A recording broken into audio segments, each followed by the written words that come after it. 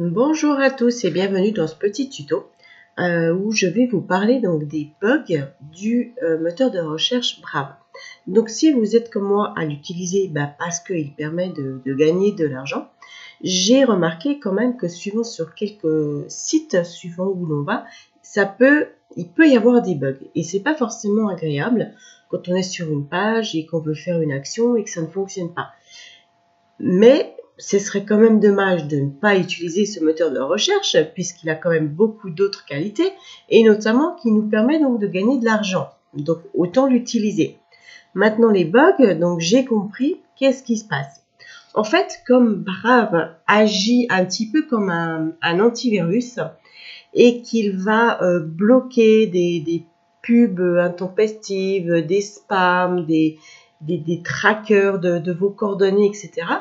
Donc, c'est pour ça que suivant quel site vous allez aller dessus et faire une action sur ce site, ça va en fait bloquer.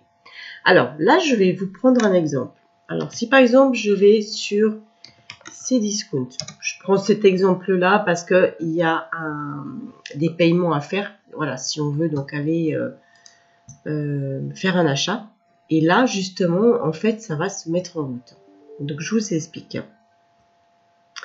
Donc, là, vous voyez, en fait, c'est ça, c'est ici. Quand on clique dessus, donc là, on voit bien qu'il y a eu 20 éléments qui ont été en fait bloqués.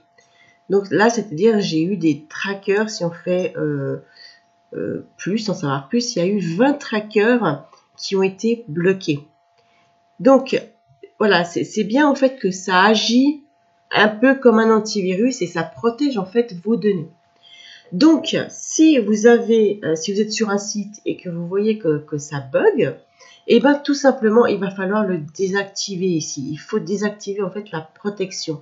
Alors, vous cliquez là, tout simplement, et vous voyez que la page se rafraîchit toute seule. Et ici, donc, le tracker,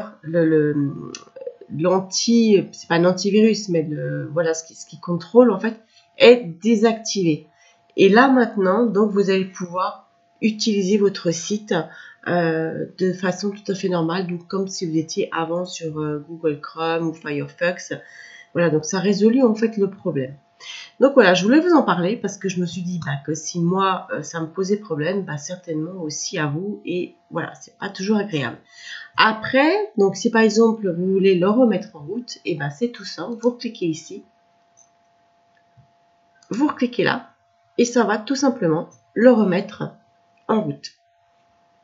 Donc ça va en fait remettre votre protection. Donc voilà, et j'espère que ce tout petit tuto va vous permettre de vous aider et de résoudre les bugs.